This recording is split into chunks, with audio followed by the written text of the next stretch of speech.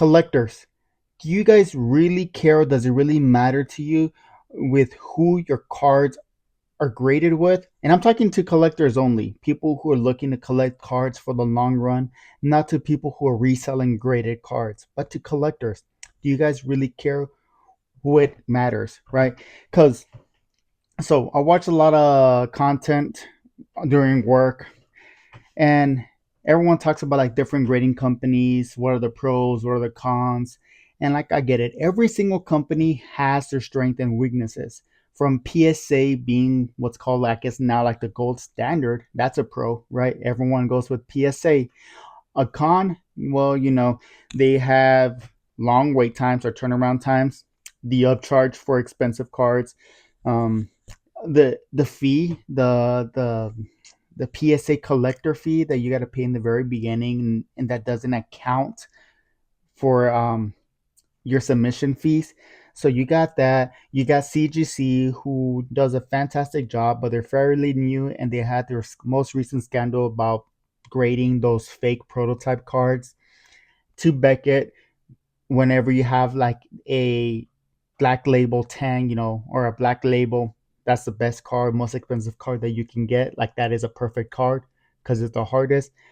But then, their owner or man or yeah, their owner mismanages their company's money, so therefore less and less people send cards over there.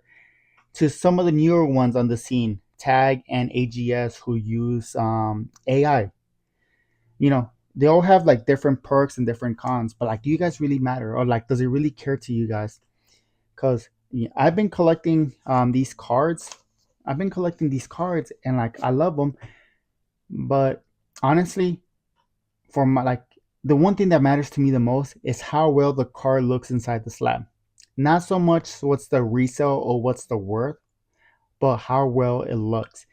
Now, whenever we're looking at tag, sorry, not tag, as whenever we're looking at PSA has a classic look that really hasn't changed.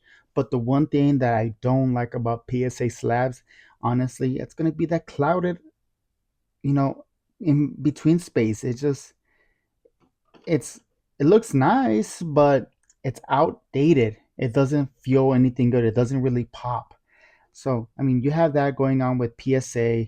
Then whenever we look at the CGC slabs, and I'm not gonna lie, CGC has probably one of the better looking slabs. They look fantastic whenever like I do my little videos with them. I do like CGC just because the video quality comes out better. And just even right here from my little shadow box, homemade shadow box, it looks good. And now, yeah, I do have a Beckett 9 Mantine that I got in one of the card shows for freaking cheap.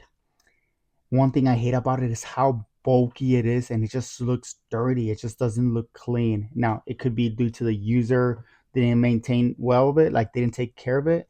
But I just don't like how Beckett slabs feel or look like. And honestly, some of my two favorite slabs, they're gonna be the tag slabs. The tag slabs look fantastic, and honestly, whenever I grab it compared to like the PSA, CGC, tag feels heavier. It feels sleeker, and if it wasn't for them breaking, like being so fragile, honestly, I think they would be a contender for the new number one. And honestly, I think with time, they probably will be with number one. They just gotta fix that. I can also see it not becoming number one for the simple fact that people who grade with PSA, like the old heads, the older people, they don't want they don't want AI grading. They don't want AI grading, but I'll talk to that. And talking about another AI company, we're talking about AGS. Their slabs also look great. They feel fantastic. The one thing I don't like is their label. Their label on top is so uninspiring. It almost looks like a cheap knockoff. If the label was a little bit more different, I would like it. Even the gold label that they have for their gens, their Gem Mint 10s, it's not it's not super fantastic. I just wish they had something more. And I'm sure that's why CGC changed their slabs, like their label, so they can look a little bit better. But yeah, like, I care about which ones look better, and to me, the ones that look the best are literally like CGC, Tag, and AGS. PSA is number four, and then Beckett is in last place. Now, for my personal collection, which I don't have any, but whenever like I start building my own personal collection, I think honestly it's gonna be more geared towards tag. I want to say just for the fact that for my personal collection, I think I'm gonna be gearing more towards vintage, like Japanese, for the simple fact that it's rare and rarer compared to modern. And people want to say like vintage instead, and I get it, but I think there's going to be a point where vintage will come back just for the sheer fact that it's going to be like low population as this hobby continues to grow. And we experienced it for 4 months straight where we couldn't find any supply on the shelves. Like it got produced, it got printed, and we are talking about some of the most fan favorite cards that everyone's collecting. Everyone's collecting the same shit. We're talking from the fat Charizard to the shiny Bubble Mew. Everyone's collecting the same cards, chasing the same value. That there are so many of them graded or in population. Even like the Van Gogh Pikachu, right? So for my personal collection, I'm gonna go with like Japanese vintage, even if they're all beat up. But I don't care that. I just want my collection to be my collection. I'm not looking to resell. I'm just looking to collect.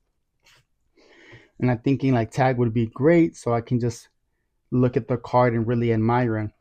As for my son, well, I got all these cards at a card show, and like the Beckett, the CGC, the tag, the AGS, like the tag, AGS, and Beckett slabs. I mean, I Beckett I got it for $10. Tag and AGS, both of them, $5 each, and I traded for them. That's the thing.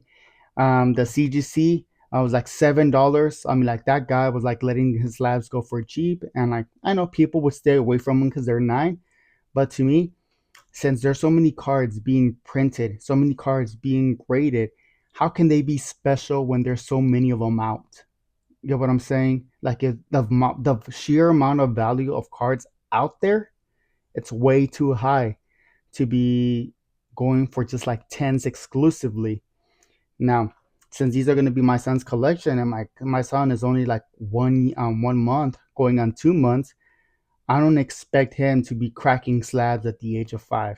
But like later on, 14, 15 years down the road, whenever he takes ownership of the slab collection that we're building and he wants to trade these cards that are going to be considered vintage later for some of the new modern ones, they don't need to be 10s.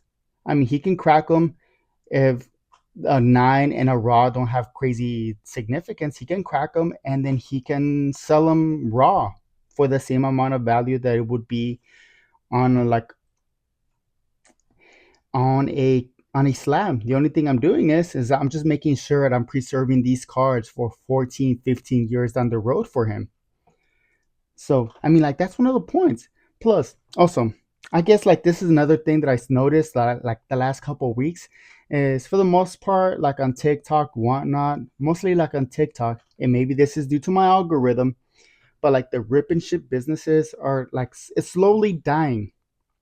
It's slowly dying to the point where almost because it was so hard to get product, and that you do rip and ship slab businesses, so you're basically buying slabs on random from like random state strangers and then selling to you. And honestly, to me that is so stupid. Why would you buy slabs from them? You don't know if they're like authentic or not. And half the time I see people paying $30 to $40 for like a tag slab that has a fucking EX card like this. Now, why? I mean, I get it. If you're doing this as a business, Japanese is cheaper. You get it through tag, $15 per card. You sell them for $40. If you're selling, that's good. Like, that's going to be good money, like good chunks, every single submission that you get back. But you guys are paying $40 for this? If you guys look at my content, I show you guys budget cards you guys can find up eBay's PSA vault. But for the most part, because I know those cards are going to be real, they're going to be authentic, and you're eliminating like the guessing or like the gambling factor. Like you might not get like a full art, you might get an EX card. I'm making sure that you guys can get like a decent full art card for a cheap price. That's where I get mine. I don't go to those. I get on mine from eBay for like $10 to $15 because they're nines. But I already told you why I get nines, because it's from my son, and he's gonna crack them open later on to sell them raw. That's fine. That's good. This is gonna be the best case to protect these cards, right? But I see people buying rip and ship from TikTok and getting some stupid tag EX cards. Like, that's insane. Hey, but on the other point, I'm probably going to be selling some tag slabs on the future. You know, they're not going to be part of his collection, so I can keep going this. So, buy it from me, not from them. But yeah, like, I mean, like, does it really matter to you guys? I mean, and if it does, which one is your guys' favorite? Which grader? And we're not talking about value, we're talking about which company gives you the best protection or best visual for your card. What company, and like leave a comment like, hey, I go for CGC because they look great, or I prefer tag because I like, if you have like OCD, like you want your cards to look uniform, and I completely understand that. But I think that's insane, right? But like, does it really matter to you guys? I guess going back to the original question, does a grader or like a different graded slab really matter to you guys? And if not, also, like, if you guys are binder collectors and you guys keep them in binder, how often do you guys look at your binders? I mean, I have my case against the wall, and I already have to order another case for the next cards that I'm getting. So I mean, it's getting fun, and I like seeing the my cards against the wall, so I can always visually see them. Especially as I keep ordering and knocking out the Pokédex, I don't want to be ordering for the same Pokemon. But I don't know. I just wanted to talk to you guys about that today. See if it really matters. Like, I want to know what your guys' favorite is. Which ones are you staying away from? Which ones do you go for? I mean, do you guys collect nines, or do you guys just mostly focus on 10? Like, or if you guys just found my channel and you're looking to get into graded cards, does one really matter? Like, does 9, 8, 9, tens really matter to you guys? You know, if you just have anything, please just drop a comment. Let me know what you guys think. But yeah, outside from that, I hope you guys are having a fantastic day. You guys have a fantastic weekend, all that good shit. I'll see you guys next time with the next list of Pokemon cards that I found throughout the weekend that you might want to buy. Outside from that, peace, take it easy, and take care. Bye.